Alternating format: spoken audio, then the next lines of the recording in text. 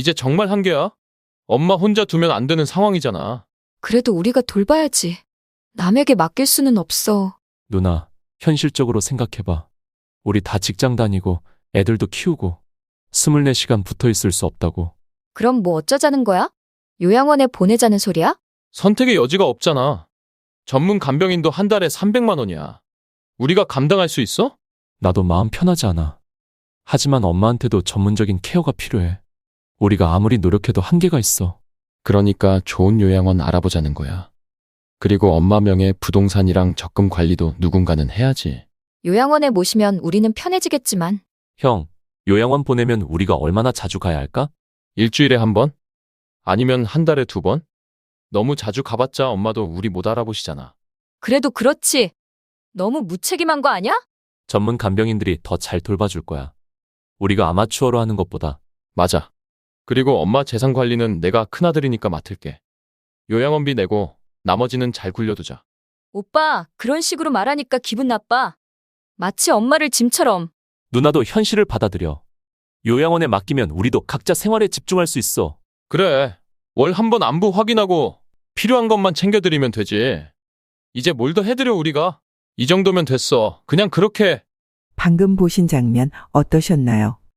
아마 많은 분들이 복잡한 마음으로 지켜보셨을 것 같습니다. 사실 이런 상황은 우리 주변에서 흔히 볼 수 있는 현실이기도 합니다. 치매라는 질병 앞에서 가족들이 느끼는 부담감과 막막함 그리고 현실적인 어려움들. 이 모든 게 다 이해가 되는 부분이죠. 하지만 한편으로는 이런 생각도 듭니다. 저 대화를 듣고 계신 어머니의 마음은 과연 어떨까요? 비록 치매로 인해 모든 것을 정확히 기억하지 못하신다고 해도 자식들의 말 한마디 한마디가 마음 깊은 곳에는 남아있을 수도 있지 않을까요? 월 한 번 안부 확인하고 필요한 것만 챙겨드리면 된다는 말. 현실적으로는 맞는 말일 수도 있습니다. 하지만 평생 자식들을 위해 살아오신 부모님께는 어떻게 들릴까요? 물론 자식들의 입장도 충분히 이해됩니다. 각자의 삶이 있고 현실적인 제약들이 있죠. 하지만 그 와중에도 사랑이라는 마음만은 잃지 않았으면 하는 바람입니다. 여러분은 이 상황을 어떻게 보시나요? 혹시 비슷한 고민을 하고 계신 분들이 있다면 한 번 더 깊게 생각해 보시는 시간이 되었으면 좋겠습니다. 댓글로 여러분의 생각을 들려주세요. 그리고 이런 의미 있는 이야기가 더 많은 분들께 전해질 수 있도록 구독, 좋아요, 알림 설정 부탁드립니다. 사연 시작하겠습니다. 안녕하세요. 저는 70년 인생을 산 새아이의 엄마입니다. 그때는 정말 모든 게 막막했습니다. 남편이 세상을 떠난 지 벌써 3개월이나 지났는데도 아직 익숙해지지 않았습니다. 47년을 함께 살면서 크고 작은 모든 일들을 함께 해결해 왔는데 이제 혼자 남겨진 현실이 실감나기 시작했습니다. 그날도 평범한 아침이었습니다. 휴대폰을 충전하려고 선을 꽂았는데 아무 반응이 없었습니다. 충전기를 이리저리 만져봐도 빨간 불이 켜지지 않았습니다. 예전 같으면 남편을 불러서 여보, 이것 좀 봐줘 라고 했을 텐데 이제는 그럴 수도 없었습니다. 당뇨 합병증으로 갑작스럽게 떠나간 남편의 빈자리가 이렇게 작은 일에서부터 느껴졌습니다. 집안의 모든 전자제품들이 갑자기 낯설어 보였습니다. 리모컨부터 시작해서 세탁기 버튼까지 남편이 항상 해주던 일들이 하나둘씩 제 몫이 되어버렸습니다. 결국 큰아들에게 전화를 걸었습니다. 아들아, 휴대폰 충전기가 고장난 것 같은데 어떻게 해야 하지? 어머니, 그런 건 편의점 가서 새로 사시면 돼요. 그런데 어떤 걸 사야 하는지 모르겠어. 전화 너머로 한숨소리가 들렸습니다. 어머니도 이제 혼자 하셔야죠. 저희도 바빠요. 그 말이 가슴에 박혔습니다. 물론 아들 말이 틀린 건 아니었습니다. 하지만 47년 동안 모든 걸 함께 해결해왔던 저에게는 너무나 큰 변화였습니다. 작은 충전기 하나조차 어디서 어떻게 사야 할지 막막했습니다. 딸에게도 전화를 걸어봤지만 반응은 비슷했습니다. 며느리 수진이에게까지 전화를 했을 때는 더욱 서운했습니다. 어머니, 요즘은 핸드폰으로도 주문할 수 있어요. 스마트폰 좀 배우세요. 스마트폰을 배우라니. 70이 넘은 나이에 새로운 걸 배운다는 게 쉬운 일이 아닌데 아무도 그런 저희 마음을 이해해 주지 않는 것 같았습니다. 그날은 아침부터 몸이 좋지 않았습니다. 관절이 쑤시고 어깨가 결렸는데 나이가 들어서인지 이런 날이 점점 많아졌습니다. 남편이 살아있을 때는 이런 날이면 죽을 쏘어주거나 간단한 국이라도 끓여주곤 했는데 이제는 그런 손길이 그리워졌습니다. 저녁 시간이 되어도 부엌에 설 기력이 없었습니다. 냉장고를 열어봤지만 딱히 간단하게 먹을 만한 것도 없었습니다. 혼자 사는 집에 반찬을 많이 해놔봤자 상할 뿐이라는 생각에 요즘은 최소한만 준비해두고 있었습니다. 결국 배달 음식을 시켜 먹기로 했습니다. 며느리 수진이가 예전에 스마트폰에 배달 앱을 깔아준 적이 있었는데 한 번도 써본 적이 없었습니다. 아이콘을 눌러보니 화면에 여러 가지 메뉴들이 나왔습니다. 중국집, 치킨집, 분식집. 눈이 침침해서 글씨가 잘 보이지 않았습니다. 간단하게 자장면 하나만 시키려고 했는데 화면을 이리저리 눌러보다가 자꾸 이상한 곳으로 넘어갔습니다. 뒤로 가는 버튼이 어디 있는지도 모르겠고 주문하기 버튼을 눌렀는데 갑자기 숫자가 늘어나더니 자장면이 5개나 주문되어 있었습니다. 당황해서 취소하려고 했지만 어떻게 하는지 몰랐습니다. 그러다가 실수로 다른 메뉴까지 눌러버렸습니다. 탕수육 대짜, 짬뽕 3개, 볶음밥 2개까지 주문 목록에 들어 있었습니다. 혼자 사는 집에 이렇게 많은 음식이 올 리가 없는데 아무리 화면을 만져봐도 취소가 되지 않았습니다. 결제까지 완료되어 버렸을 때는 정말 어쩔 줄 몰랐습니다. 20만 원이 넘는 금액이었습니다. 급하게 큰아들에게 전화를 걸었습니다. 아들아, 배달 음식을 잘못 주문했어. 어떡하지? 뭘 얼마나 주문하셨는데요? 상황을 설명하자 아들의 목소리가 차갑게 변했습니다. 어머니, 아버지 없으니까 이런 일이 생기는 거예요. 앞으로 조심하세요. 그런데 이거 취소는 어떻게 해? 이미 결제됐으면 취소 안 돼요. 받아서 나눠 드시든지 하세요. 전화가 끊어졌습니다.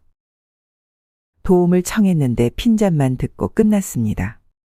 30분 후 배달원이 왔습니다.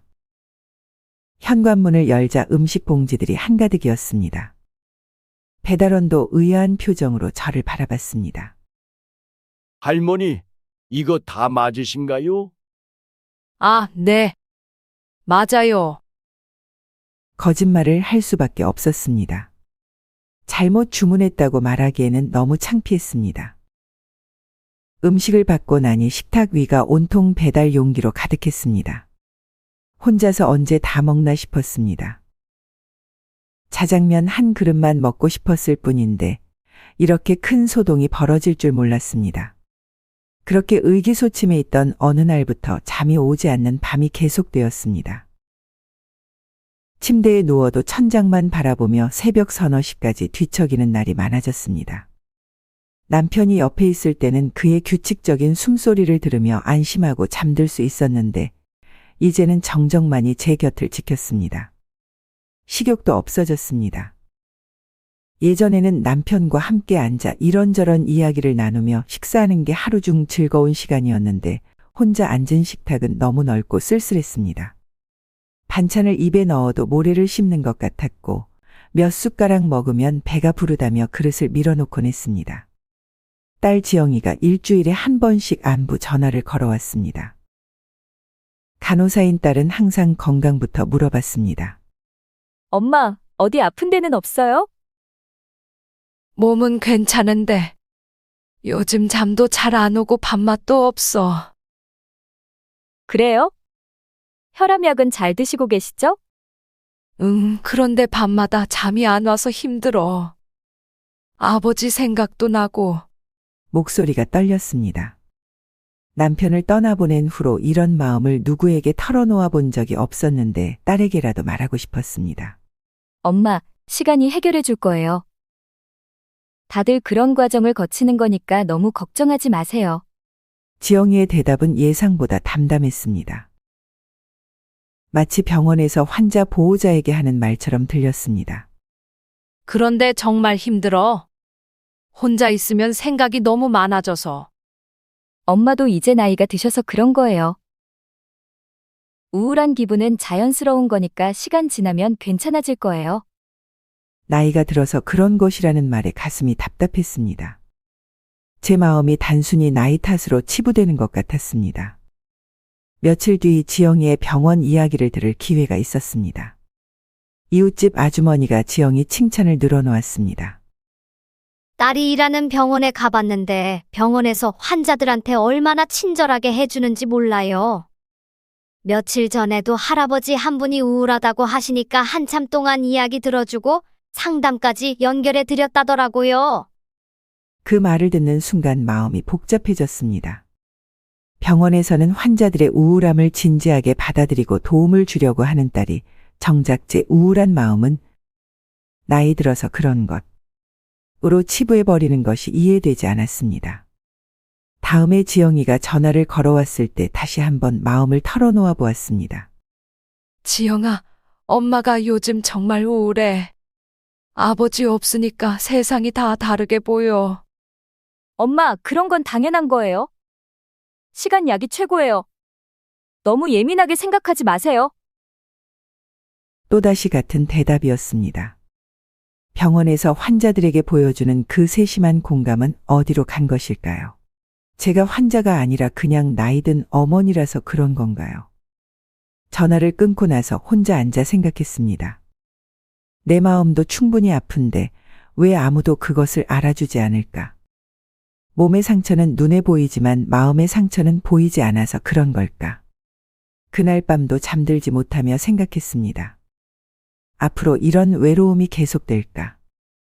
더 큰 어려움이 생겼을 때 과연 누가 제 편이 되어줄까? 그동안 받은 상처들이 마음속에 쌓여갔습니다. 충전기 고장 났을 때도, 배달음식 실수했을 때도, 우울하다고 털어놨을 때도 돌아오는 건 차가운 말들 뿐이었습니다. 혼자서도 하셔야죠. 시간이 해결해 줄 거예요. 조심하세요. 도움을 청하면 핀잔을, 마음을 털어놓으면 면박을 당하니 점점 입을 다물게 되었습니다. 어느 날 문득 깨달았습니다. 내가 왜 이렇게 자녀들에게 매달리고 있나? 그들이 혼자서도 잘 지내라고 했으니 정말 혼자 지내보자. 47년을 남편과 함께 살았지만 그 전에는 혼자서도 살았지 않았나? 이제 와서 못할 것도 없지 않나? 그날부터 전화를 걸지 않기로 했습니다. 평소 같으면 이틀에 한 번씩은 아들에게, 일주일에 두세 번은 딸에게 안부 전화를 드렸는데 이번에는 참았습니다. 뭔가 궁금한 게 있어도, 외로워도 답답해도 그냥 혼자 해결하려고 노력했습니다. 처음 며칠은 익숙하지 않았습니다. 저녁 시간이 되면 습관적으로 휴대폰을 들었다가 다시 내려놓곤 했습니다. 전화기를 바라보며 아들은 뭐 하고 있을까? 지영이는 병원에서 바쁘겠지. 생각이 들었지만 꼭 참았습니다. 사흘이 지나자 조금 편해졌습니다. 누구에게 뭘 물어볼 생각도 안 하고 혼자서 해결할 방법을 먼저 찾게 되었습니다. 텔레비전 리모컨이 말을 안 들으면 건전지를 빼서 다시 끼워보고 휴대폰에서 모르는 게 생기면 이웃집 아주머니에게 물어보기도 했습니다. 일주일째 되던 날이었습니다. 평소보다 늦은 저녁 시간에 큰아들에게서 전화가 왔습니다. 어머니, 뭐 하세요? 요즘 연락이 없으셔서 걱정됐어요. 의외였습니다. 그동안은 제가 먼저 전화하면 바쁘다는 듯 성의 없게 대답하던 아들이 먼저 걱정한다고 말하니까요. 응, 잘 지내고 있어. 혹시 어디 아프신 건 아니에요? 평소에 자주 연락하시던 분이 갑자기. 아프지 않아. 너희가 혼자서도 잘 지내라고 했잖아. 그래서 혼자 지내고 있어. 전화 너머로 잠시 침묵이 흘렀습니다. 다음 날은 딸 지영이가 전화를 걸어왔습니다. 엄마, 왜 연락 안 해요? 오빠가 엄마 소식이 없다고 하던데. 별일 없어. 바쁜 너희들한테 괜히 연락해서 뭐해. 그래도 안부 정도는.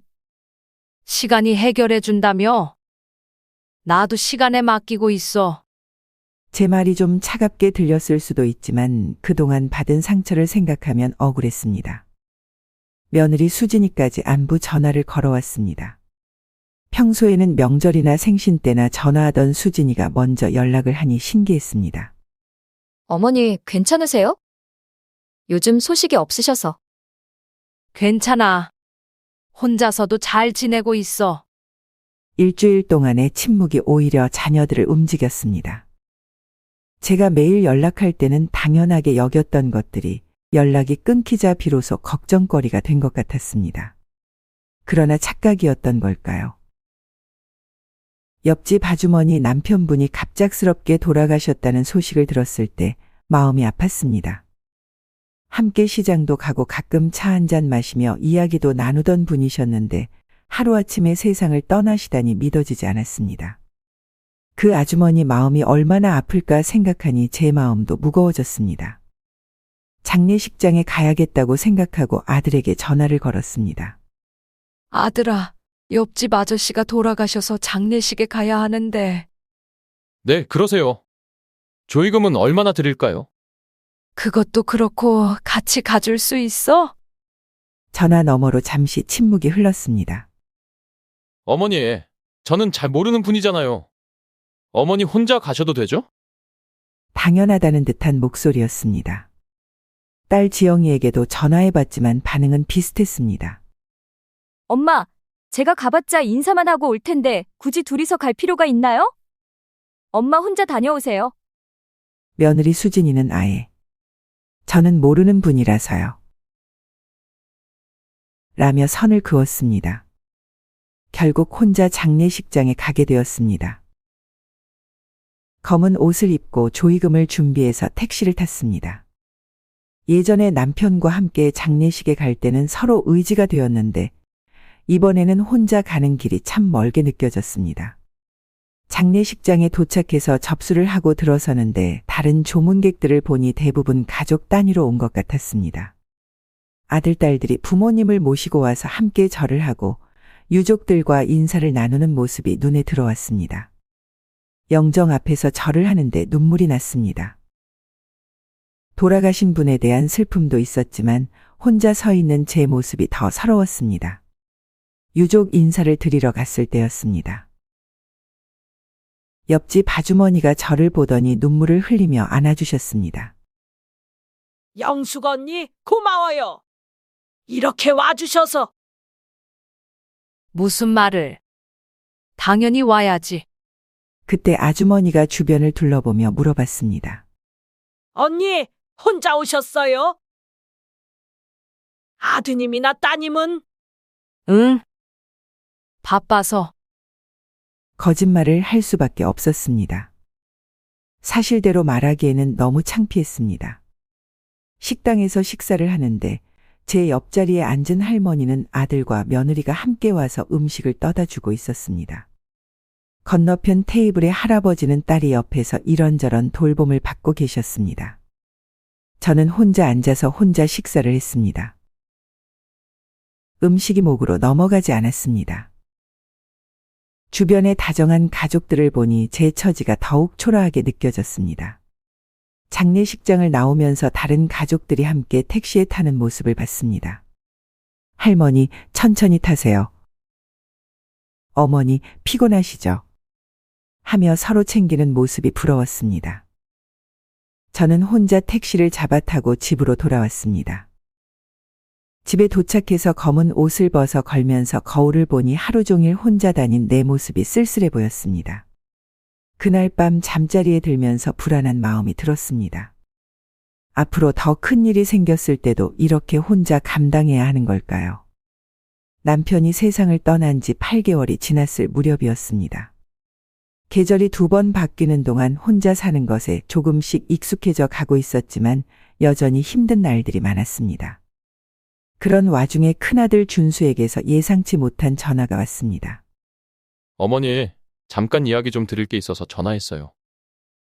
목소리가 평소보다 격식을 차린 듯했습니다.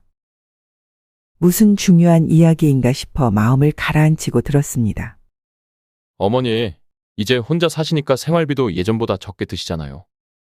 아버지의 연금도 절반으로 줄었지만 혼자 쓰시기엔 충분하실 거예요. 갑작스러운 말에 어리둥절했습니다. 생활비가 적게 든다니 그런 적이 없는데 왜 그런 말을 하는지 이해가 되지 않았습니다.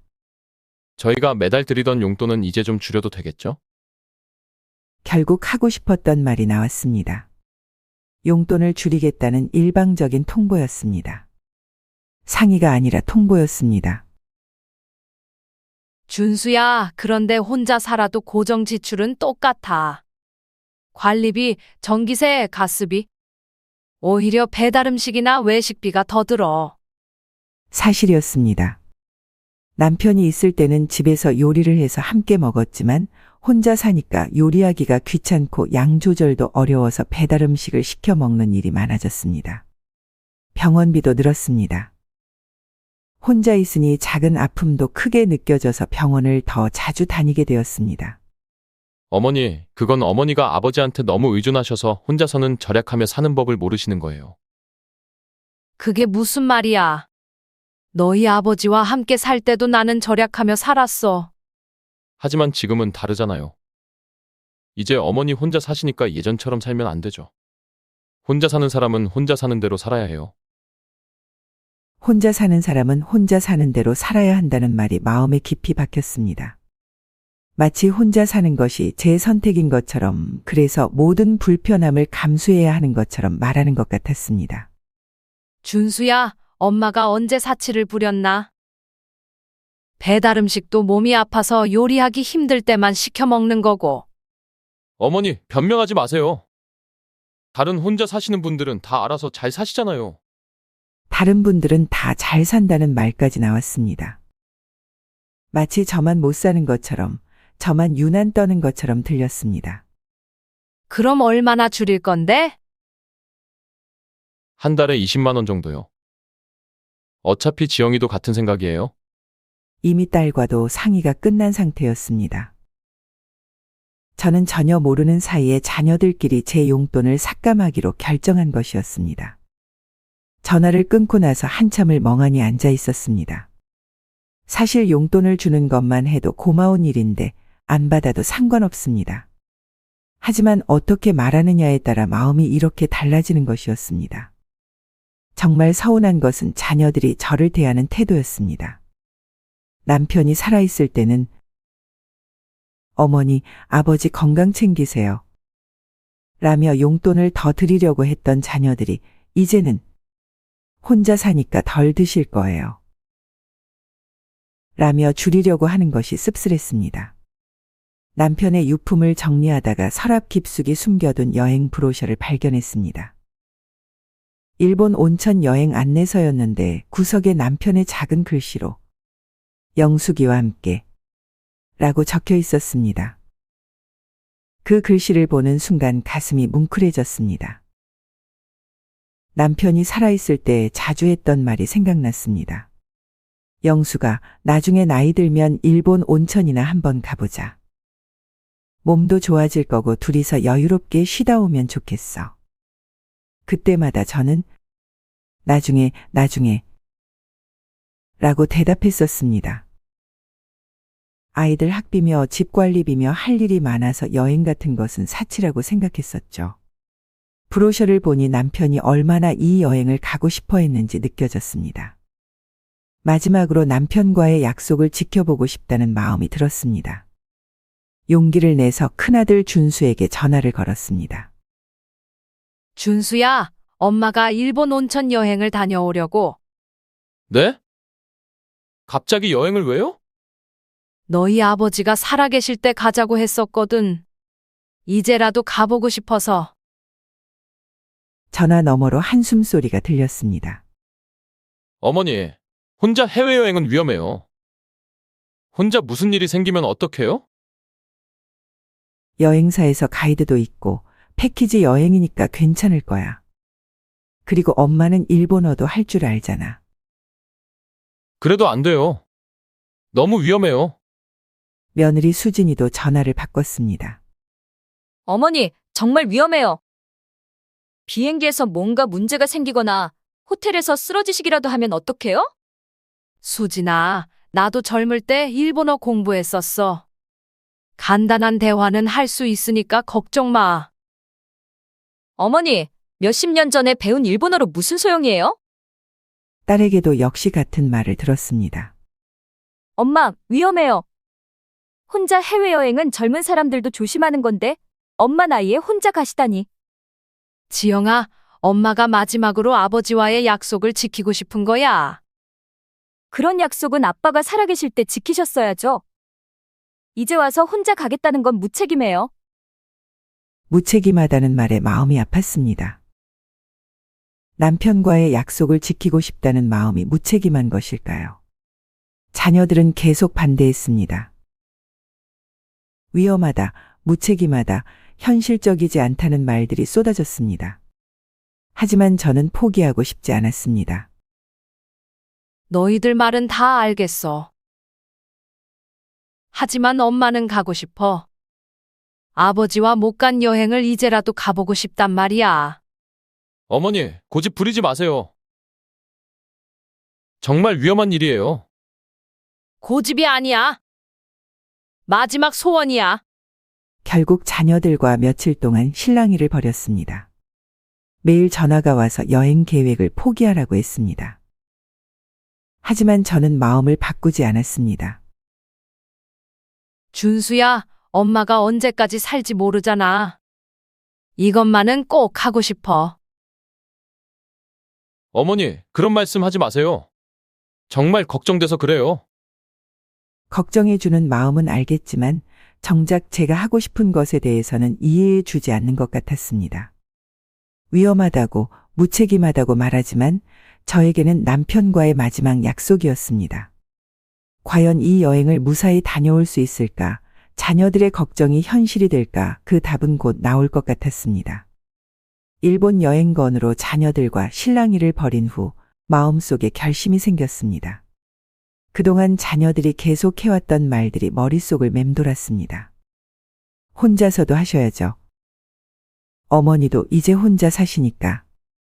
현실적으로 생각하세요. 그 말들이 모두 같은 뜻이라는 것을 깨달았습니다.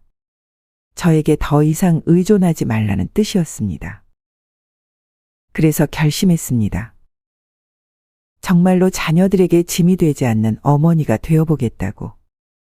며칠 후 자녀들을 집으로 불렀습니다. 오랜만에 온 가족이 모인 자리였는데 분위기는 어색했습니다. 일본 여행건 때문에 서로 감정이 상한 상태였거든요. 오늘 불러서 하고 싶은 말이 있었어. 자녀들이 긴장한 듯 저를 바라봤습니다. 그동안 너희들한테 여러 가지로 도움을 청하고 의견도 물어보고 했는데 생각해보니 너희들이 말한 게 맞는 것 같아. 이제 혼자 살아야 하니까 혼자서 모든 걸 해결해야지. 큰아들 준수가 먼저 입을 열었습니다. 어머니, 그게 무슨... 아니야, 들어봐. 앞으로는 너희들에게 짐이 되지 않겠어. 자녀들한테 이것저것 물어보고 도움 청하는 것도 그만하고 만남도 꼭 필요한 때만 하겠어. 딸 지영이가 놀란 표정을 지었습니다. 엄마, 갑자기 왜 그런 말씀을? 갑자기가 아니야. 그동안 너희들이 계속 말해왔잖아. 혼자서도 잘해야 한다고, 너무 의존하지 말라고. 이제 정말 그렇게 살아보려고 해. 며느리 수진이가 어색하게 웃으며 말했습니다. 어머니, 그건 좋은 생각인 것 같아요. 어머니도 독립적으로 사시는 게 좋으실 거예요. 맞아요, 어머니. 그게 어머니한테도 좋을 거예요. 준수도 동조했습니다. 자녀들은 제 선언을 반기는 것 같았습니다. 그날부터 정말로 실천에 옮겼습니다. 평소 같으면 이틀에 한 번씩 하던 안부 전화도 일주일에 한 번으로 줄였습니다. 궁금한 게 있어도 먼저 인터넷을 찾아보거나 이웃에게 물어봤습니다. 병원도 혼자 가고 장보기도 혼자 하고 모든 일을 스스로 해결하려고 노력했습니다. 그 일요일 아침은 오랜만에 기분 좋게 시작되었습니다. 둘째 아들 민호가 점심 먹으러 온다고 연락을 했거든요. 요즘 자녀들과 연락을 줄이고 지내다가 아들이 먼저 오겠다고 하니 반가웠습니다. 민호가 좋아하는 북엇국을 끓여주려고 일찍부터 준비했습니다. 북어를 불려서 찍고 무도 썰어서 냄비에 올려놨습니다. 국물이 끓기 시작하니 구수한 냄새가 나면서 마음이 흐뭇해졌습니다. 그때 전화벨이 울렸습니다. 이웃집 아주머니였습니다.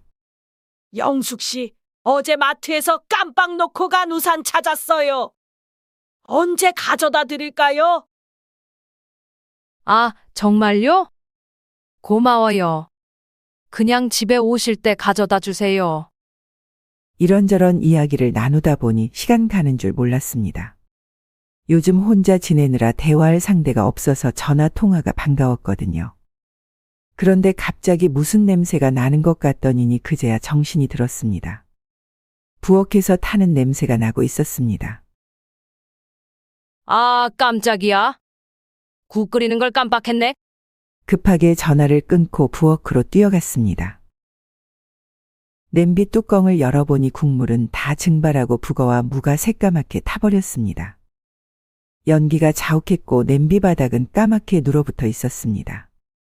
창문을 열어서 환기를 시키고 가스레인지를 끄면서 한숨이 나왔습니다. 민호 오는데 국도 제대로 못 끓여주게 되었네요. 다시 끓이려면 시간이 부족했습니다.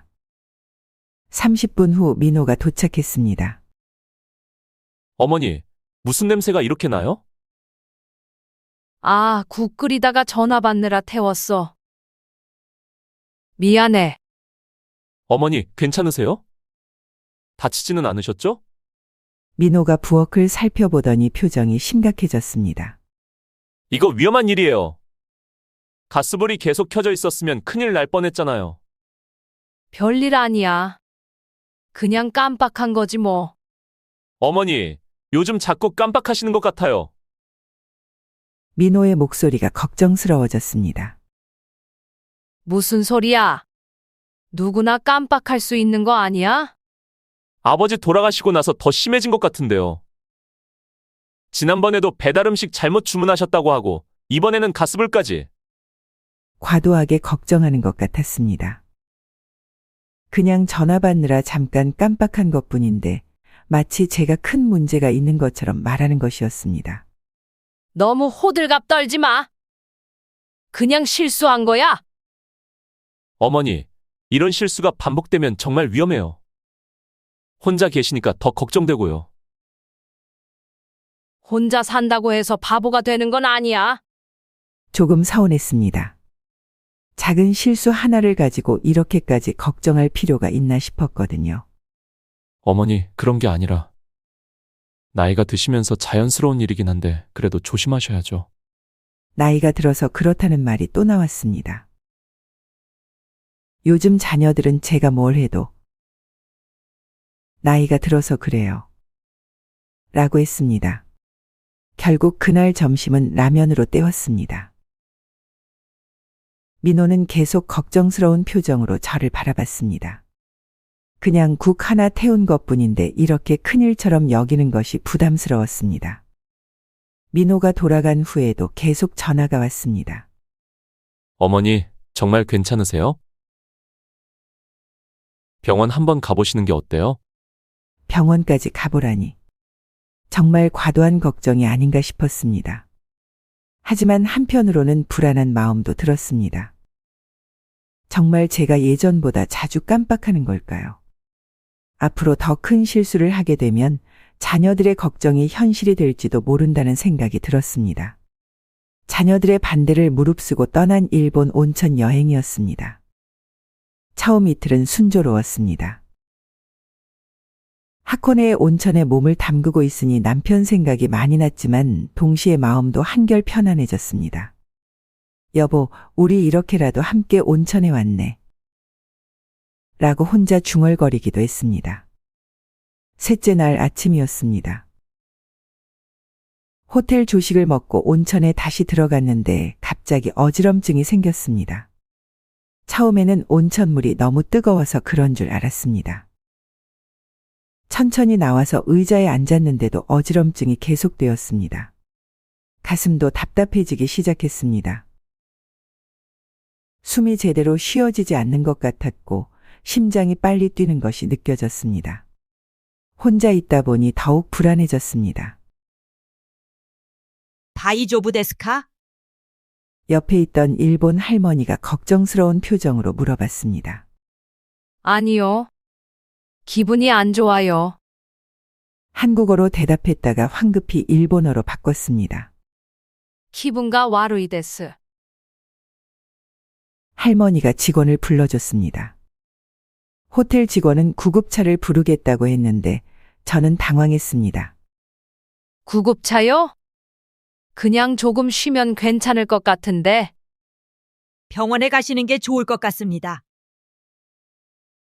직원의 말에 마음이 급해졌습니다. 자녀들이 그렇게 걱정했던 일이 현실이 되는 것 같았습니다. 구급차가 도착했고 응급실로 이송되었습니다. 구급대원들이 빠르게 일본어로 이야기하는데 제가 알던 간단한 일본어로는 이해할 수 없는 의학 용어들이 쏟아졌습니다. 혈압이, 맥박이, 심전도를. 몇 개 단어만 알아들을 수 있었습니다. 불안이 더욱 커졌습니다. 병원에 도착해서 접수를 하는데 서류가 복잡했습니다. 보험증, 여권, 여행자 보험. 준비해온 서류들을 꺼내며 손이 떨렸습니다. 보험료 확인이 필요해요. 일단 10만 엔 정도 준비해 주세요. 간호사가 말하는 금액에 깜짝 놀랐습니다. 10만 엔이면 100만 원이 넘는 돈이었습니다. 그렇게 많이요? 일본 의료비는 비쌉니다. 나중에 보험 처리되면 돌려받을 수 있어요. 의사가 와서 진찰을 시작했습니다. 일본어로 계속 질문을 했는데 저는 제대로 대답하지 못했습니다. 언제부터 아프셨나요? 아사카라. 이마카라. 문법이 엉망이었지만 어떻게든 대답하려고 했습니다. 가족은 어디 계신가요? 연락처가 있나요?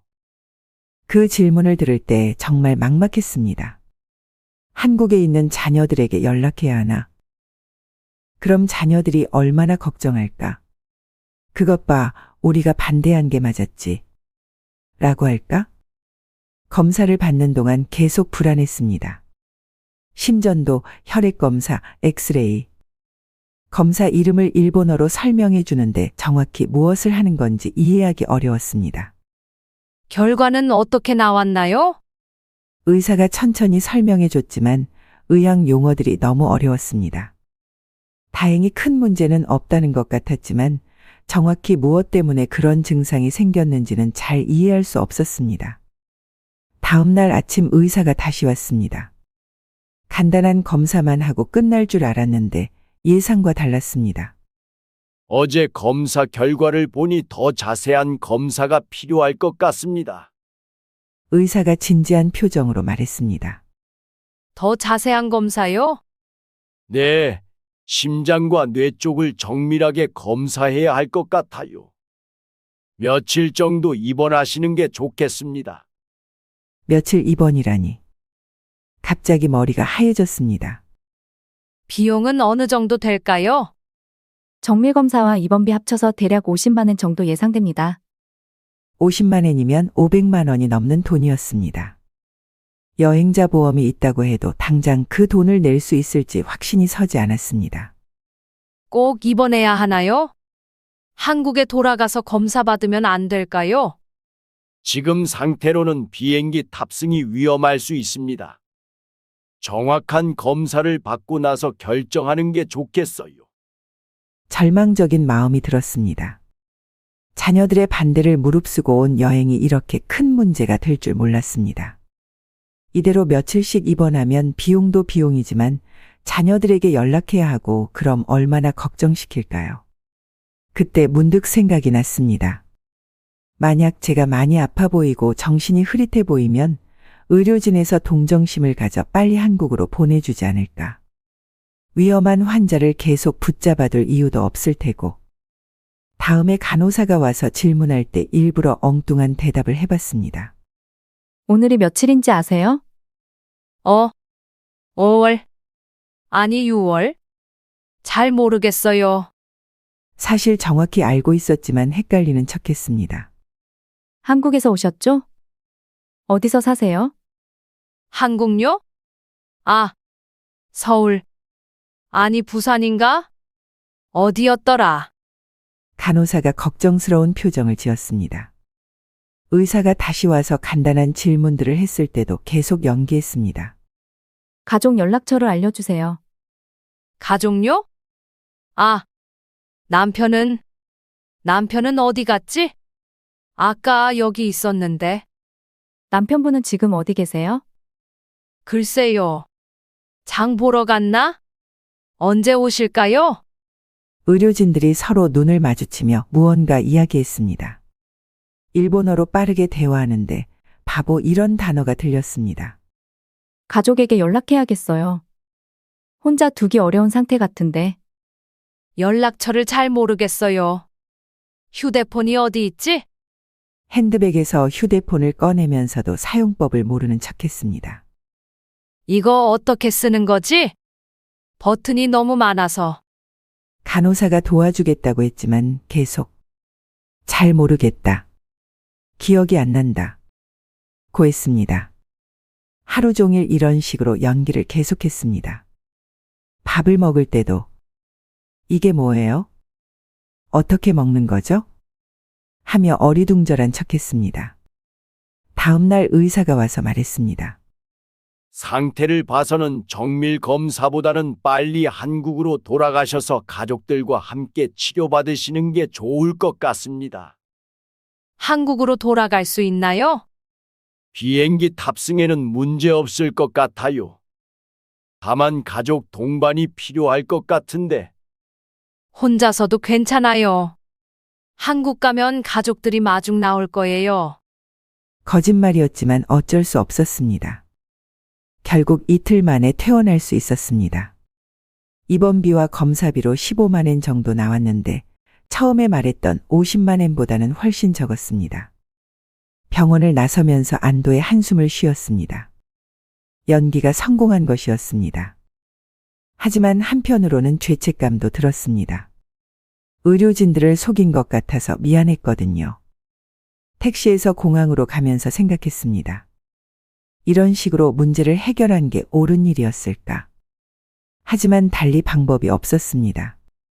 그 비싼 돈을 내고 며칠씩 입원할 수는 없었으니까요. 한국에 돌아가면 자녀들에게 이 일을 어떻게 설명해야 할지 벌써부터 걱정이 되었습니다. 한국에 돌아온 지 이틀 후 자녀들을 집으로 불렀습니다. 일본에서 있었던 일을 설명해야겠다고 생각했거든요. 아무것도 모르는 상태로 두기에는 나중에 더 큰 오해가 생길 것 같았습니다. 너희들이 반대했지만 일본 여행 잘 다녀왔어. 그런데 여행 중에 몸이 좀 안 좋아서 병원에 갔었어.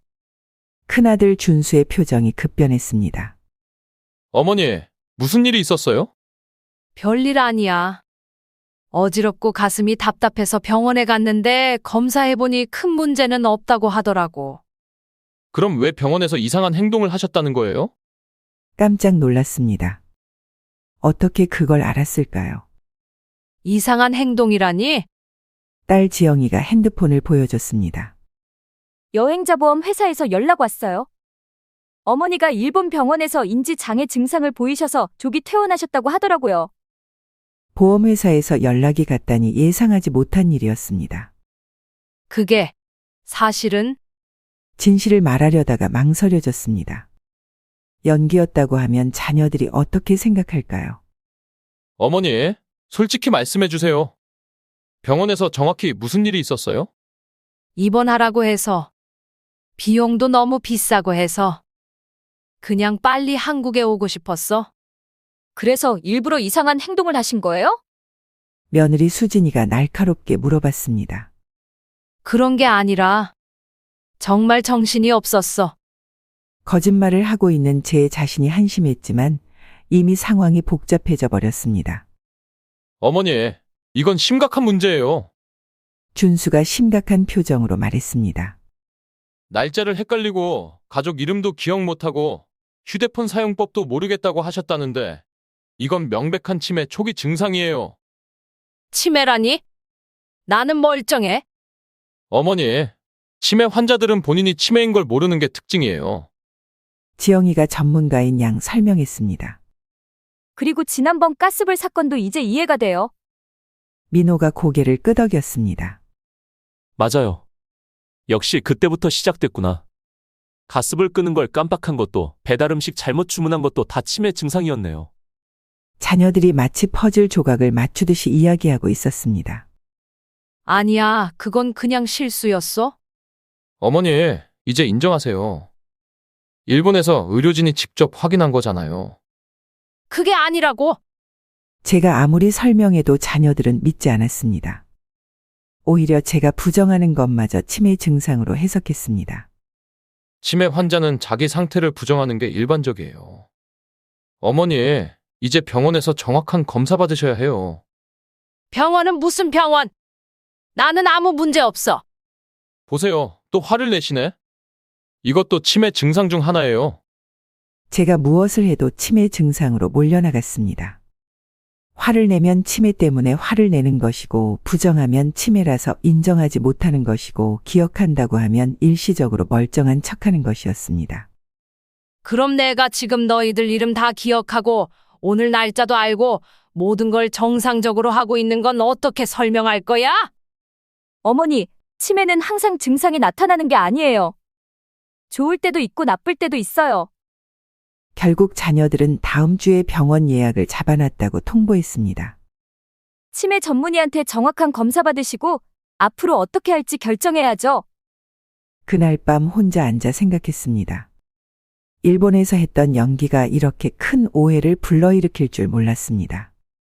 진실을 말하려고 해도 이미 자녀들 마음속에는 제가 치매라고 확신하고 있었습니다.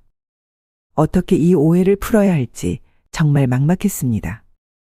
그리고 무엇보다 병원에서 검사를 받으면 과연 어떤 결과가 나올지 두려워졌습니다. 병원 검사를 받고 난 후부터 자녀들의 태도가 완전히 달라졌습니다. 다행히 치매 검사에서는 정상 범위로 나왔지만 자녀들은 초기라서 아직 검사에 안 나올 수도 있다. 믿지 않았습니다. 오히려 저를 더욱 조심스럽게 대하기 시작했습니다. 처음에는 배려라고 생각했습니다. 하지만 점점 이상한 일들이 벌어졌습니다. 집 앞 화단에 꽃을 심고 싶다고 했더니 민호가 반대했습니다. 어머니, 화단 가꾸는 건 너무 위험해요. 삽도 위험하고 물 주다가 넘어질 수도 있고요. 화단 가꾸는 게 왜 위험해? 어머니는 이제 상황 판단이 안 되세요. 뭐가 위험한지 모르시잖아요. 무슨 소리야? 나는 멀쩡하다고. 또 화내시네. 이것도 병 증상이에요.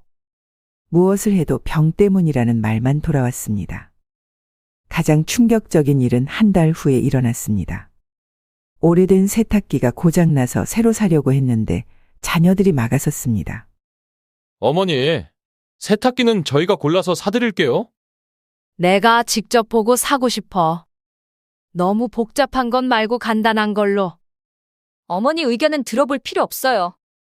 판단력이 없으시니까? 수진이가 단호하게 말했습니다. 판단력이 없다니. 내가 언제부터 판단력이 없었어? 어머니, 일본에서부터 이상하셨잖아요. 가스불 사건도 그렇고. 그건 실수였다고. 어머니, 진정하세요. 병 때문에 그러시는 거라고요? 결국 자녀들이 멋대로 세탁기를 골라서 설치해버렸습니다. 저는 아무런 의견도 낼 수 없었습니다. 더 심각한 건 의료진과의 대화에서도 배제되기 시작한 것이었습니다. 정기검진을 받으러 갔는데 의사가 제게 묻는 질문에 지영이가 대신 대답했습니다. 어머니, 요즘 어떻게 지내세요? 저는 선생님, 어머니는 인지 장애가 있어서 정확한 대답을 못 하세요. 제가 대신 말씀드릴게요. 지영아, 내가 대답할 수 있어. 어머니, 가만히 계세요. 어머니가 말씀하시면 혼란만 가중될 뿐이에요. 의사도 지영이의 말만 듣고 제 말은 신경 쓰지 않는 것 같았습니다. 집에서도 마찬가지였습니다. 이웃집 아주머니와 차 마시기로 약속했다고 하면 치매 환자가 혼자 나가면 안 된다. 며 막았습니다. 장 보러 가겠다고 하면 길을 잃어버릴 수 있다. 며 같이 따라왔습니다. 어머니, 저희가 어머니 안전을 위해서 하는 일이에요. 안전이 뭐가 중요해? 내 자유는? 어머니는 지금 자유보다 안전이 더 중요해요. 병 때문에 판단력이 떨어지셨으니까. 모든 대화가 이런 식으로 끝났습니다. 제가 무슨 말을 해도 병 때문, 판단력이 없어서, 안전을 위해서 라는 말로 일축되었습니다. 가장 서러운 건 자녀들끼리 제 앞에서 저에 대해 이야기하는 것이었습니다. 어머니 상태가 점점 나빠지는 것 같아요. 그러게요. 요양원도 알아봐야 하는 거 아닌가요? 일단 조금 더 지켜보고 정말 안 되면 그때 생각해봐요. 마치 제가 없는 것처럼 혹은 듣지 못하는 것처럼 대화했습니다. 야, 나 여기 있어. 내 일인데 왜 내 의견은 안 물어봐? 나를 위해서라는 말로 모든 게 정당화되었습니다. 그날 밤 혼자 앉아 생각했습니다. 치매라는 낙인이 찍히는 순간 나는 더 이상 한 사람이 아니라 관리해야 할 대상이 되어버렸구나. 내 의견, 내 감정, 내 선택은 모두 무시당하고 오직 자녀들의 판단만이 옳은 것이 되어버렸습니다. 이런 식으로 살아야 한다면 과연 이게 사는 건지 아닌지 의문이 들기 시작했습니다. 한 달 동안 자녀들의 차가운 대우를 받으면서 마음속에 분노가 쌓였습니다. 내 의견은 무시하고 내 감정은 병 증상으로 치부하고 마치 물건 다루듯이 저를 관리하려고만 하는 자녀들을 보며 깨달았습니다. 그렇게 치매 환자를 원한다면 정말 제대로 보여주겠다고.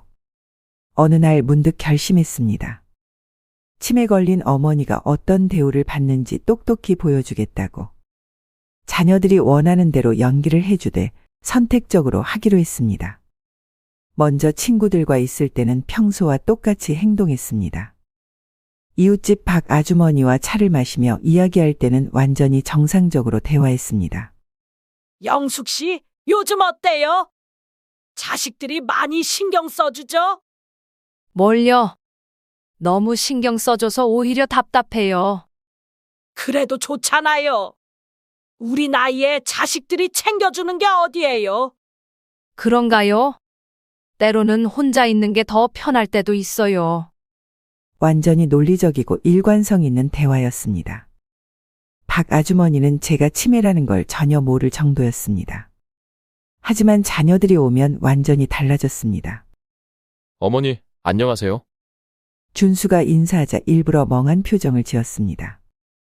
어? 누구세요? 어머니, 저예요. 준수요. 준수? 준수가 누구지? 잠시 후에 아, 맞다.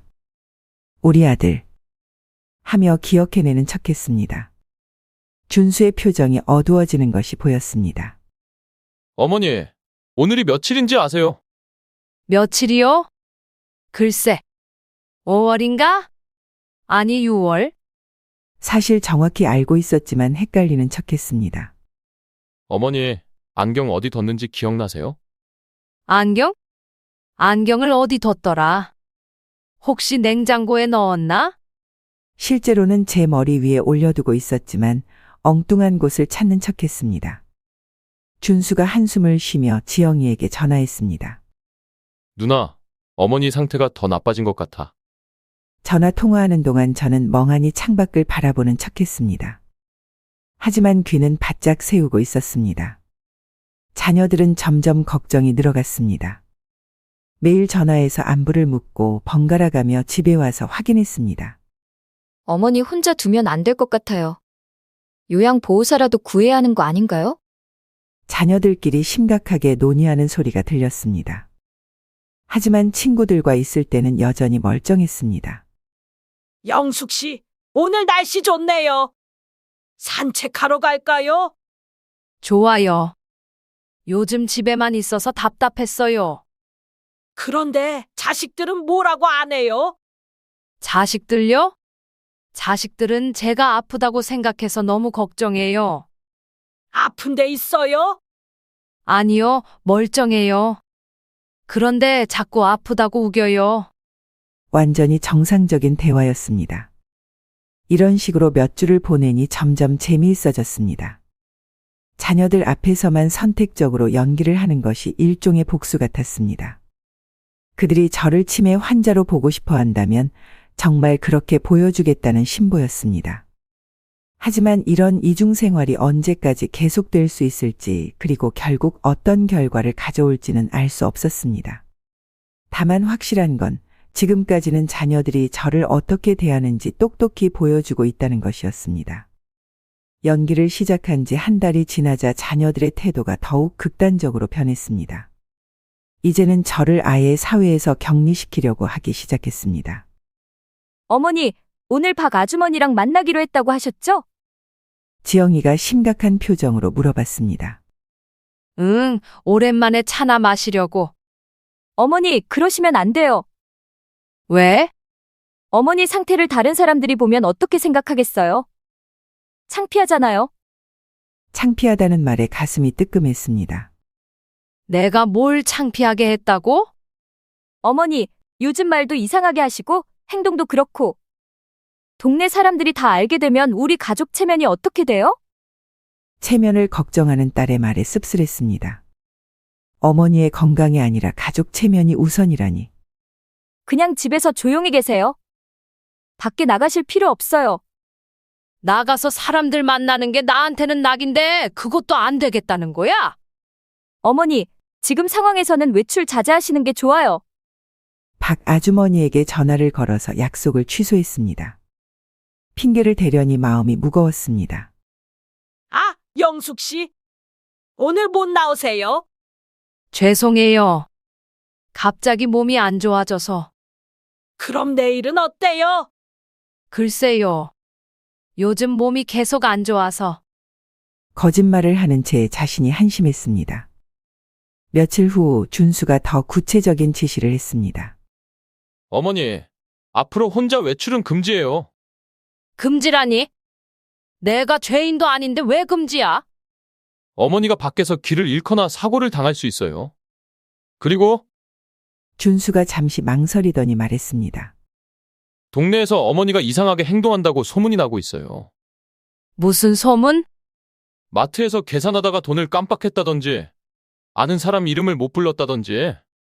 사실 그런 일들은 제가 일부러 한 연기였는데 벌써 소문이 났나 봅니다. 그래서 당분간은 외출을 자제해 주세요. 우리도 창피해요. 창피하다는 말이 또 나왔습니다. 자녀들에게 저는 이제 창피한 존재가 되어버린 것 같았습니다. 그것도 제가 일부러 한 연기였는데 이제 그것이 제 목을 조르고 있었습니다. 결국 한 달 동안 집 밖으로 나가지 못했습니다. 친구들과의 연락도 끊어졌습니다. 전화가 와도 자녀들이 어머니는 지금 상태가 안 좋아서 통화하기 어려워요. 라고 대신 받았습니다.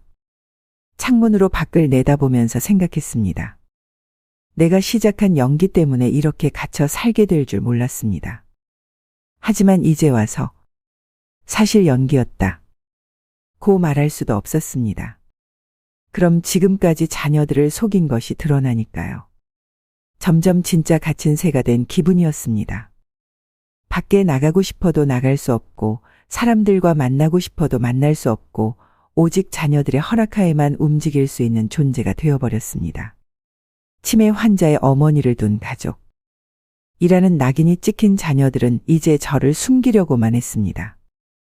마치 집안의 창피한 비밀처럼 취급하면서 세상으로부터 격리시키려 하고 있었습니다. 이런 생활이 계속된다면 정말 치매에 걸릴지도 모른다는 생각이 들기 시작했습니다. 격리된 생활을 한 달쯤 보내고 있을 때 자녀들이 더욱 구체적인 조치를 취하기 시작했습니다. 어느 날 민호가 심각한 표정으로 찾아왔습니다. 어머니, 이제 통장이랑 카드 관리는 제가 할게요. 갑자기 왜 그런 소리를 해? 치매 걸리신 분이 돈 관리하시면 사기당해요. 요즘 뉴스 안 보세요? 나는 치매 안 걸렸다고 몇 번을 말해야 해. 어머니, 그러다 정말 큰일 나요. 보이스피싱 같은 것도 있고 판단력이 떨어지신 분들이 사기 표적이 되기 쉬워요. 민호는 마치 확정된 사실인 양 말했습니다. 내가 언제 사기당했어? 멀쩡하게 돈 관리하고 있잖아. 어머니, 가족이 보호해드려야죠. 혼자 두면 안 돼요. 보호가 아니라 통제하려는 거 아니야? 어머니, 왜 그렇게 말씀하세요? 어머니 위해서 하는 일인데. 결국 통장과 카드를 내주지 않겠다고 버텼지만 민호는 계속 압박했습니다. 어머니, 정말 큰일 날 수 있어요. 뉴스에서도 치매 걸린 어르신들이 사기당하는 일이 얼마나 많은데요. 나는 치매 안 걸렸다니까. 어머니가 그렇게 생각하시는 게 더 위험해요. 병식이 없으시니까. 이튿날에는 지영이가 왔습니다. 엄마, 이제 정확한 진단을 받으셔야 해요. 무슨 진단? 치매 진단이요. 제가 아는 전문의가 있으니 같이 가요. 나는 안 가. 멀쩡한데 왜 병원에 가야 해? 엄마, 정확한 검사 받아야 치료도 할 수 있어요. 그리고 지영이가 잠시 망설이더니 말했습니다. 요양원 입소할 때 치매 진단서가 있으면 우선 순위가 되고 지원금도 나와요. 요양원이라니. 나는 요양원 안 갈 거야. 엄마, 혼자 사시기에는 위험해요. 요양원에서 전문적으로 돌봐주시는 게 나을 것 같아요. 벌써 요양원까지 생각하고 있다니 충격이었습니다. 지영아, 엄마가 그렇게 짐이야? 짐이 아니라 안전 문제예요. 전문 시설에서 케어받으시는 게 어머니한테도 좋아요. 나는 멀쩡하다고. 엄마, 그렇게 부정하시는 것도 치매 초기 증상이에요. 병식이 없는 거죠. 병식이 없다는 말까지 나왔습니다. 제가 뭘 해도 치매 증상으로 해석되는 상황이었습니다. 결국 병원에 가지 않겠다고 버텼지만 지영이는 포기하지 않았습니다. 엄마, 저는 간호사예요. 의학적 지식이 있어요. 엄마 상태가 어떤지 제가 제일 잘 알아요. 그래서 엄마는 지금 치매 2단계예요. 일상생활은 가능하지만 인지 기능에 문제가 있는 상태죠? 무슨 근거로 그런 말을 해? 날짜 헷갈리시고, 사람 이름 못 기억하시고, 물건 어디 뒀는지 모르시고. 전형적인 치매 증상이에요. 제가 일부러 한 연기들이 하나하나 증거로 제시되고 있었습니다. 그리고 병원에서도 인지 장애 있다고 했잖아요. 일본에서. 그건 이제 정말 어떻게 해야 할지 모르겠습니다. 진실을 말해도 믿어주지 않을 것 같고 계속 연기를 해도 점점 더 큰 문제가 될 것 같았습니다. 화요일이 다가오고 있었고 그날이 제 운명을 결정하는 날이 될 것 같았습니다. 그 무렵 손녀 수정이가 집에 왔습니다. 대학생인 수정이는 다른 가족들과 달리 저를 자연스럽게 대해줘서 반가웠습니다. 할머니, 이거 드릴게요. 수정이가 하얀 원통 모양의 물건을 내밀었습니다. 이게 뭐니? AI 스피커예요. 저희 집에서 안 쓰는 건데 할머니한테 필요할 것 같아서요. AI 스피커?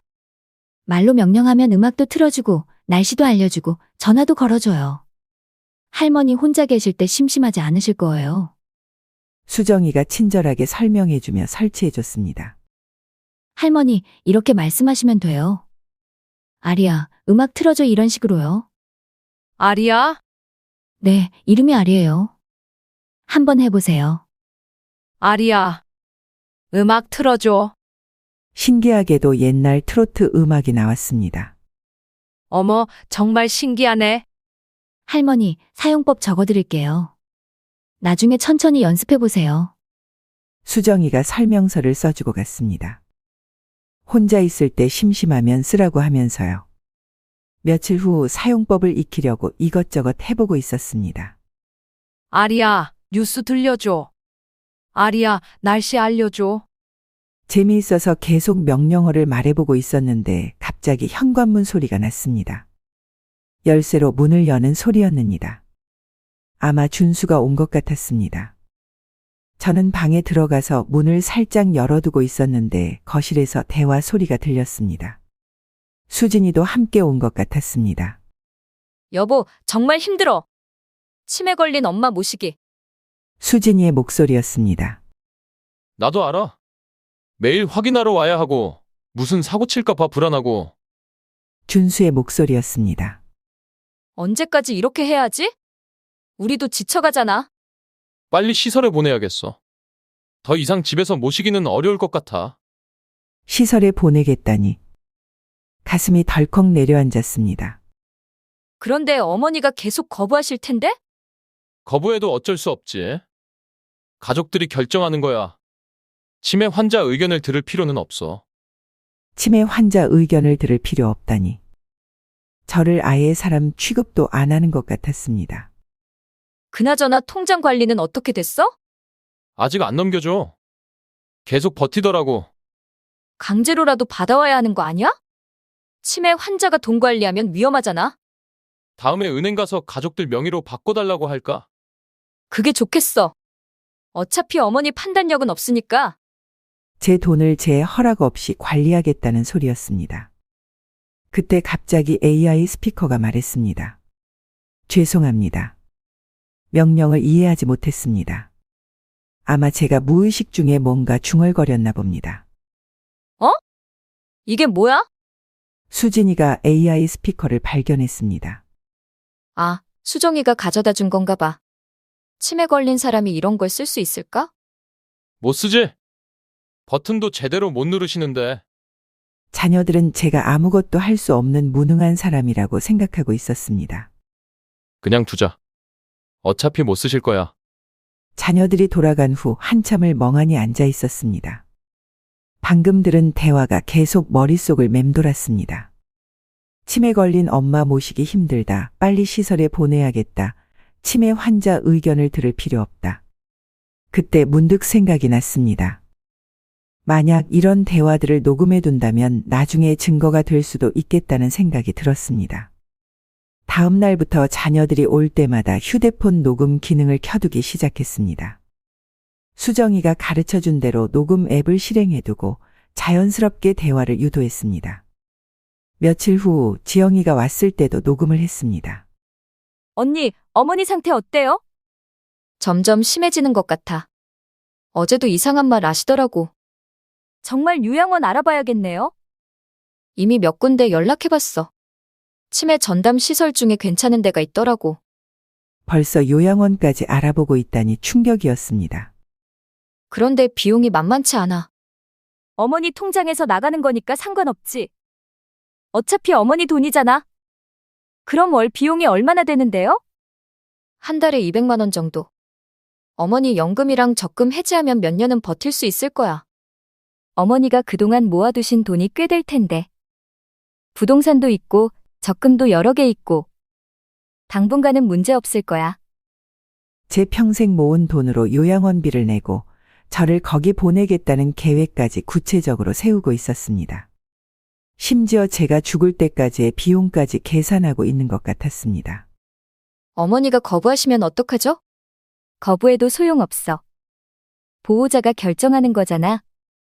이런 대화들을 하나하나 녹음해두니 자녀들의 진짜 속마음을 알 수 있었습니다. 겉으로는 어머니 안전을 위해서, 어머니를 위해서 라고 하지만 실제로는 자신들 편의를 위해 저를 시설에 보내려고 하고 있었습니다. 한 달 동안 녹음한 파일들이 쌓여갔습니다. 그 안에는 자녀들의 솔직한 이야기들이 담겨 있었습니다. 언젠가는 이 증거들이 필요할 날이 올 것 같았습니다. 하지만 한편으로는 슬펐습니다. 내 자녀들이 나를 이렇게 생각하고 있다니. 겉으로는 효자 효녀인 척하면서 뒤에서는 이런 이야기를 하고 있었다니. 며칠 후 민호가 집에 들렀습니다. 평소보다 급해 보였는데 서류 가방을 들고 와서는 화장실부터 갔습니다. 어머니, 잠깐만요. 화장실 좀. 급한 듯 화장실로 들어가더니 한참 있었습니다. 그러다가 전화가 왔는지 서둘러 나왔습니다. 어머니, 급한 일이 생겨서 먼저 가봐야겠어요. 벌써?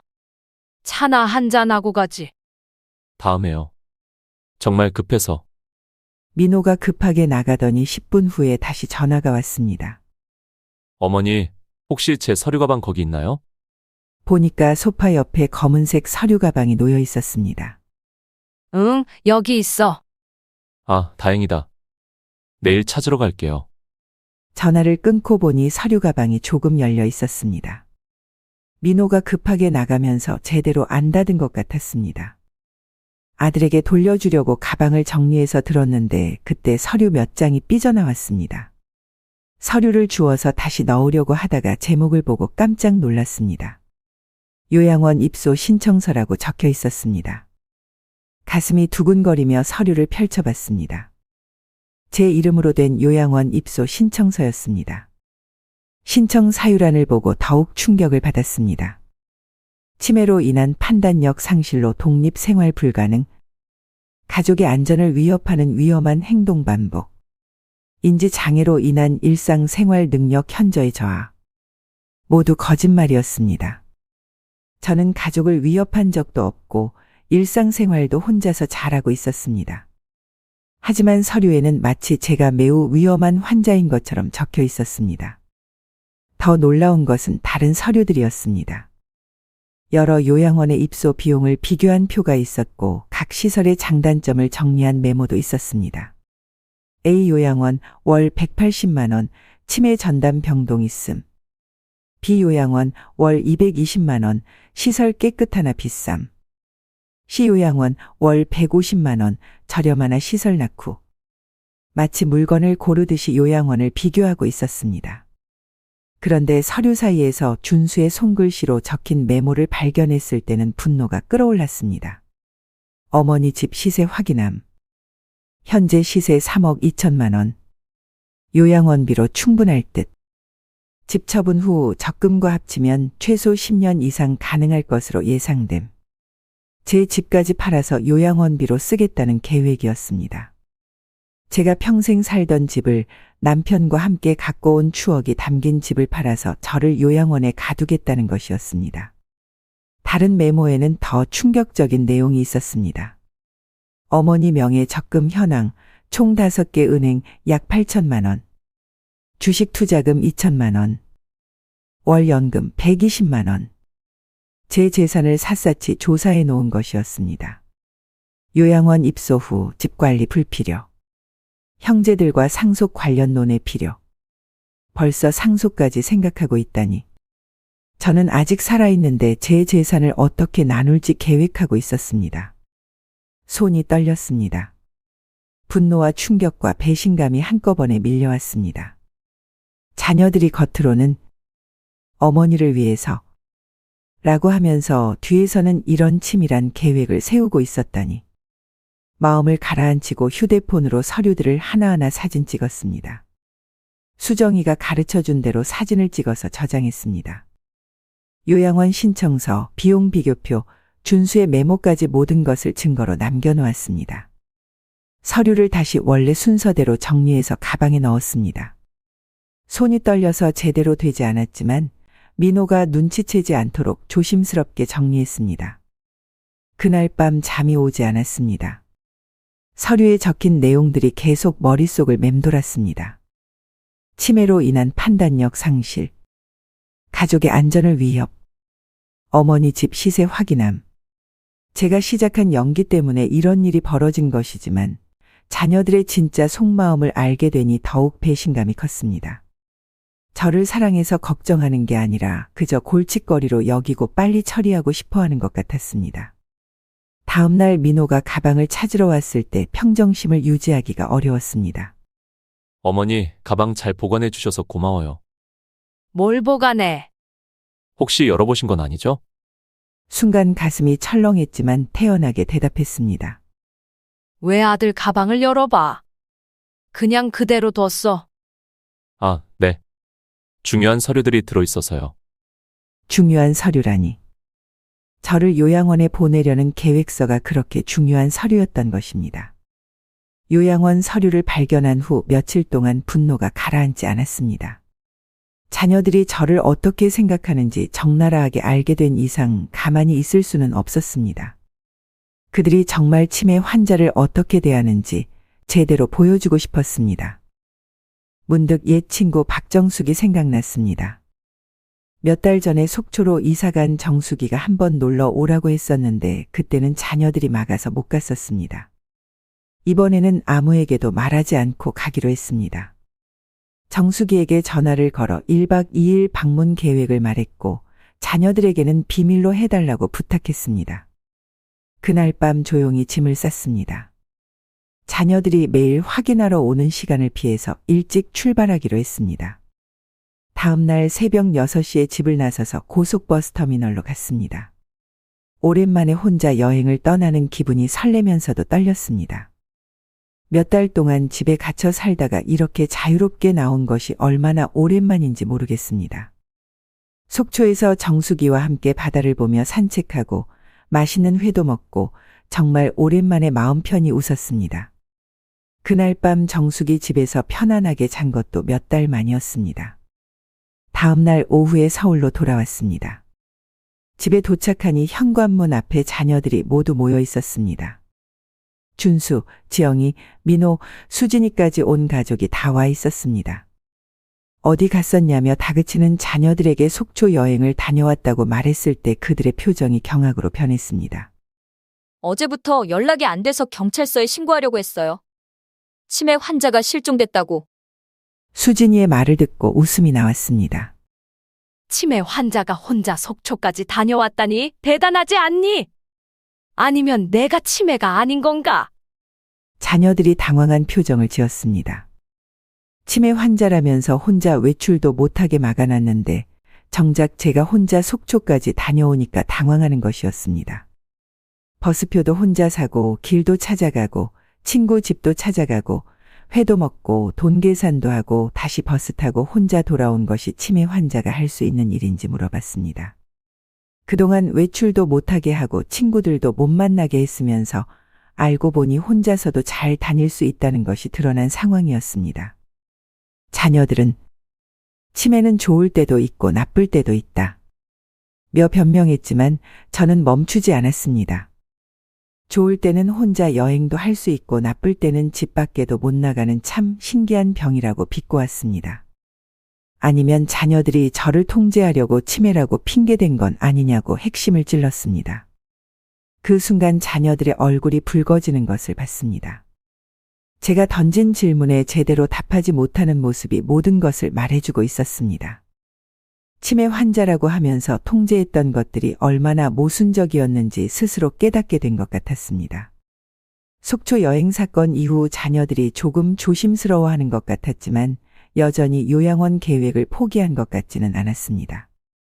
오히려 더 은밀하게 진행하고 있는 것 같았습니다.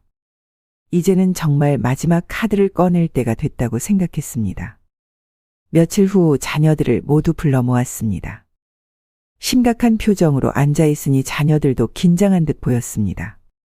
오늘 너희들한테 중요한 얘기가 있어서 불렀어.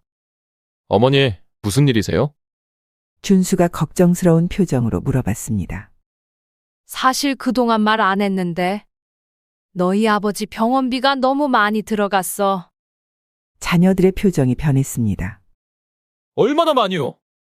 마지막 몇 달 동안 중환자실 비용이며 각종 검사비며 보험 처리 안 되는 것들이 너무 많았어.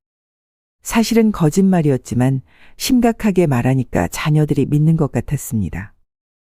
그래서 그때 대출을 받았는데 그동안 이자만 겨우 내고 있었어. 대출요?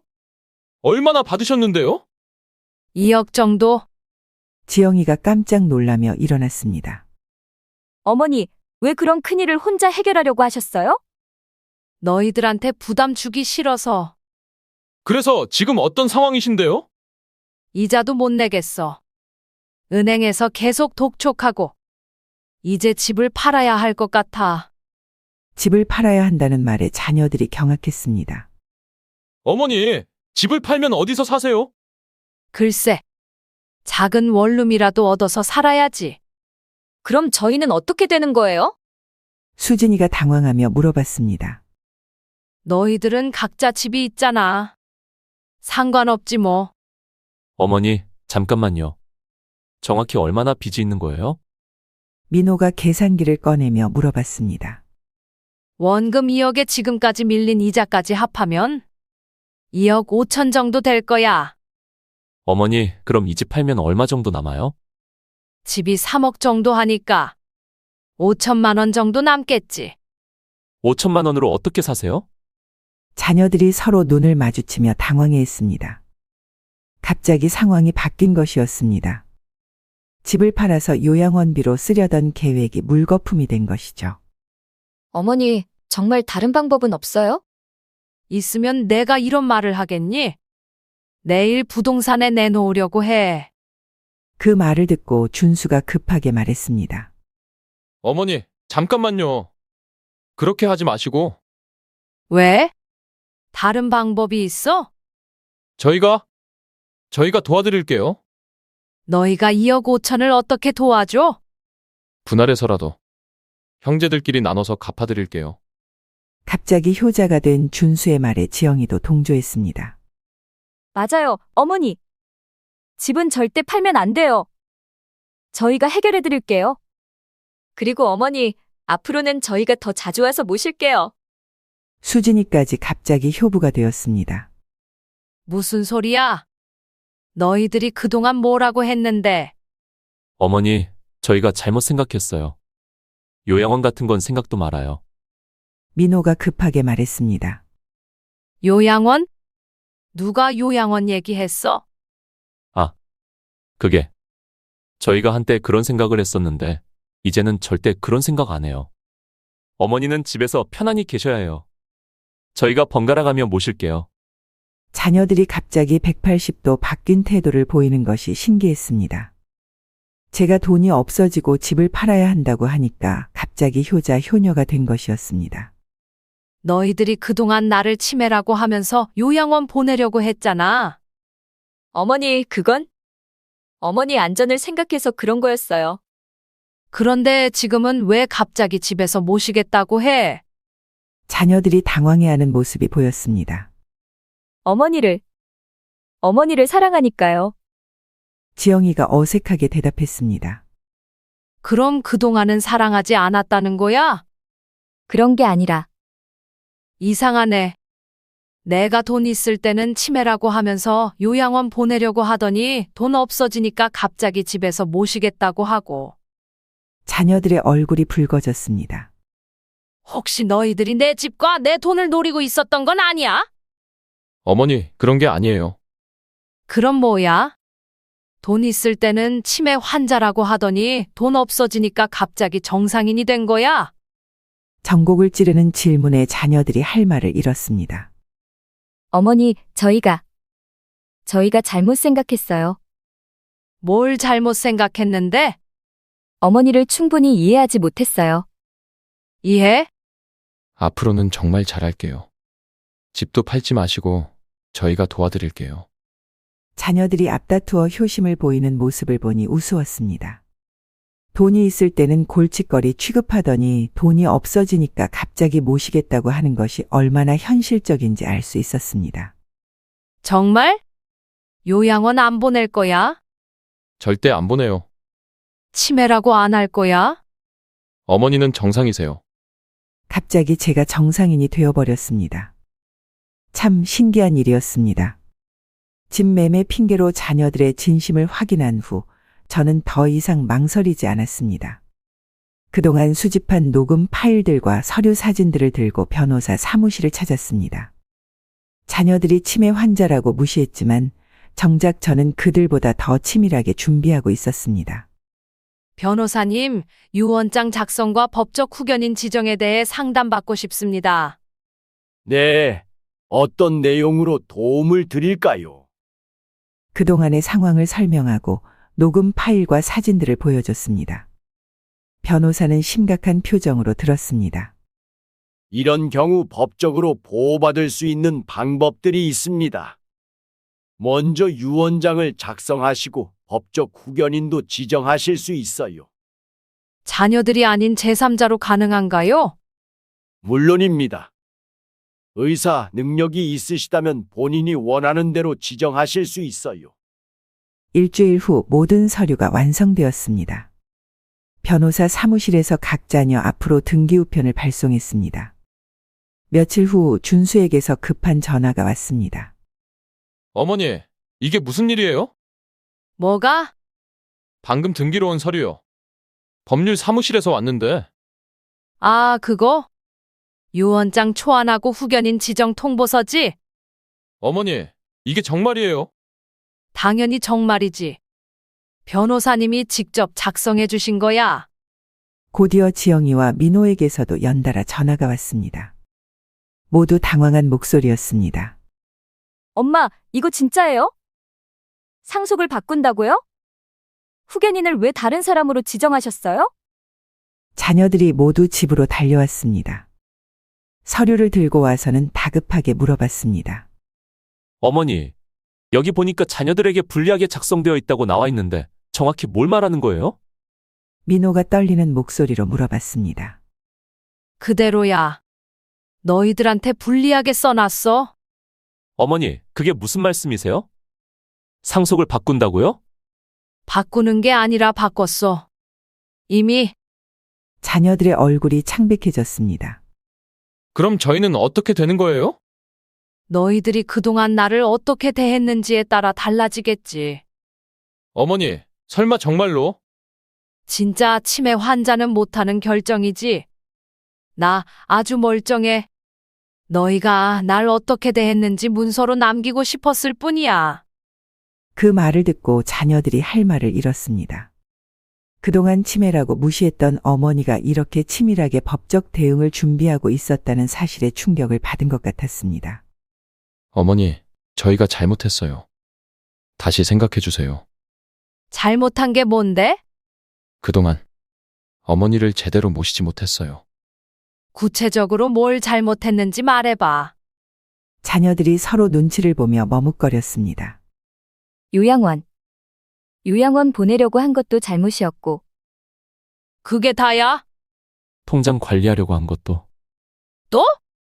외출 못하게 한 것도. 하나씩 잘못을 인정하는 자녀들을 보며 생각했습니다.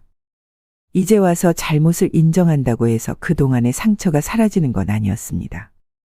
알겠어. 그럼 앞으로 어떻게 할 건지 지켜보겠어. 어머니, 유언장은 다시 바꿔주실 거죠? 그건 너희들 행동에 달려 있어.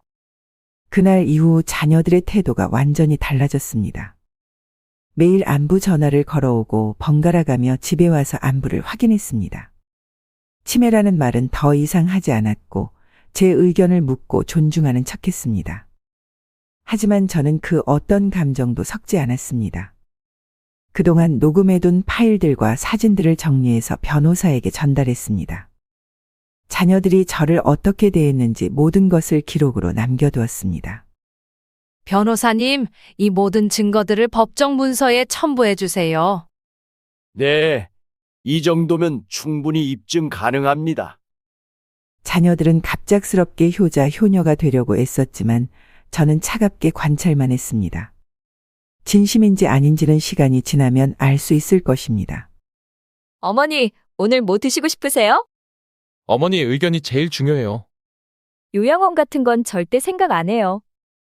겉으로는 효성스러운 말들을 했지만 저는 이미 그들의 진심을 다 알고 있었습니다. 유언장과 후견인 지정이라는 법적 장치를 통해 더 이상 무력한 노인이 아님을 보여준 것이었습니다. 법적 통보서를 받은 지 일주일 후 저는 자녀들을 모두 집으로 불러 모았습니다. 마지막 승부를 볼 때가 왔다고 생각했습니다. 거실 탁자 위에는 노트북과 녹음기 그리고 두툼한 서류 뭉치가 놓여 있었습니다. 오늘 너희들한테 보여줄 게 있어서 불렀어. 자녀들이 긴장한 표정으로 앉아 있었습니다. 그동안 내가 뭘 했는지 알려줄게. 노트북을 켜고 첫 번째 녹음 파일을 재생했습니다. 준수와 수진이가 치매 걸린 엄마 모시기 정말 힘들다. 빨리 시설에 보내야겠다. 고 말하는 음성이 거실에 울려 퍼졌습니다. 자녀들의 얼굴이 창백해졌습니다. 어머니, 이건 조용히 들어. 더 있어. 두 번째 파일에서는 치매 환자 의견을 들을 필요 없어. 라는 준수의 목소리가 나왔습니다. 세 번째에서는 지영이가 어머니 통장에서 나가는 거니까 상관없지. 라고 말하는 부분이었습니다. 하나씩 파일을 재생할 때마다 자녀들의 얼굴이 점점 더 어두워졌습니다. 어머니, 아직 끝 안 났어. 민호의 서류 가방에서 찍은 사진들을 보여줬습니다. 요양원 신청서, 비용 비교표 그리고 어머니 집 시세 확인함. 요양원비로 충분할 듯. 이라고 적힌 준수의 메모까지. 너희가 나를 어떻게 생각했는지 다 들었다. 자녀들이 할 말을 잃고 고개를 숙였습니다. 치매 걸린 어머니가 이런 걸 할 수 있을까? 탁자 위에서 한 장의 서류를 꺼냈습니다. 상속 포기각서야. 여기 서명하면 너희들은 내 재산에 대한 모든 권리를 포기하는 거야. 어머니, 민호가 무릎을 꿇고 앉았습니다. 저희가 잘못했어요. 용서해 주세요. 지영이도 따라서 무릎을 꿇었습니다. 엄마, 정말 미안해요. 저희가 너무 잘못 생각했어요. 준수와 수진이도 바닥에 무릎을 꿇고 앉았습니다. 어머니, 저희가 잘못했습니다. 다시는 그런 생각 안 할게요. 자녀들이 울면서 용서를 구하는 모습을 보니 마음 한편이 아팠습니다. 하지만 그동안의 상처를 생각하면 쉽게 용서할 수는 없었습니다. 진짜 치매가 와도 너희한테는 절대 기대지 않겠다. 스스로 살 길을 찾았으니까. 어머니, 그런 말씀 하지 마세요. 나는 너희들이 생각하는 것보다 훨씬 강해. 그리고 똑똑해. 그날 이후 자녀들의 진짜 변화가 시작되었습니다. 매주 한 번씩 번갈아가며 찾아와서 진심으로 안부를 물었습니다. 병원에 갈 때도 자청해서 동행했고 제 의견을 정말로 존중하기 시작했습니다. 처음 몇 달은 의심했습니다. 유원장 때문에 일시적으로 잘하는 건 아닌가 하고요. 하지만 시간이 지날수록 진정성이 느껴졌습니다. 어머니, 오늘 기분 어떠세요? 뭐 먹고 싶은 거 있으시면 말씀하세요. 어머니 판단이 제일 중요해요. 예전처럼 치매 때문에 나이 들어서 같은 말은 더 이상 하지 않았습니다. 저를 한 사람으로 존중하며 대하기 시작했습니다. 6개월이 지났을 때 지영이가 울면서 말했습니다. 엄마, 그동안 정말 미안했어요. 엄마를 사람 취급도 안 했던 것 같아요. 이제 알겠니? 네, 정말 후회돼요. 엄마가 얼마나 힘드셨을지. 1년이 지나자 저도 마음이 조금 누그러졌습니다. 자녀들의 변화가 진심인 것 같았고 정말로 자신들의 잘못을 뉘우치는 것 같았습니다. 어느 날 자녀들이 모두 모인 자리에서 상속 포기각서를 꺼냈습니다. 이거 기억나지? 자녀들이 긴장한 표정을 지었습니다. 그런데 저는 그 서류를 찢어버렸습니다. 어머니, 이제 조금은 가족 같다. 자녀들이 안도의 한숨을 쉬었습니다. 하지만 다시는 나를 무시하지 마라. 늙었다고 바보가 되는 게 아니다. 네, 어머니. 절대 그런 일 없을 거예요. 내가 진짜 아프고 도움이 필요할 때는 정말로 도와줄 거지? 당연해요, 어머니. 그럼 이제 진짜 가족으로 다시 시작해보자. 그날 밤 오랜만에 마음 편히 잠들었습니다. 1년 넘게 이어진 긴 전쟁이 끝난 기분이었습니다. 자녀들도 저도 많은 것을 배웠습니다. 나이가 들어도 존중받을 권리가 있다는 것, 가족이라고 해서 무조건 희생만 요구할 수는 없다는 것, 그리고 진짜 사랑은 조건 없이 상대방을 인정하는 것이라는 것을 말입니다. 이제는 정말 새로운 시작이었습니다. 서로를 이해하고 존중하는 진짜 가족으로서의 시작 말입니다. 여러분, 제 이야기 어떠셨나요? 많은 분들에게 와닿았을 것 같습니다. 나이가 든다고 해서 존중받을 권리까지 사라지는 건 아니거든요. 가족이라는 이름으로 어르신들을 함부로 대하거나 치매나 건망증을 핑계로 의견을 무시하는 일은 없어야 할 것 같습니다. 저처럼 강하게 맞서지는 못하더라도 우리 모두 부모님과 어르신들을 한 사람으로 존중하며 대하면 좋겠습니다. 그분들도 우리와 똑같은 감정을 가진 사람이니까요. 제 이야기가 도움이 되셨다면 좋아요 버튼과 구독 부탁드립니다. 앞으로도 우리 주변의 따뜻한 이야기들로 찾아뵙겠습니다. 시청해 주셔서 감사합니다.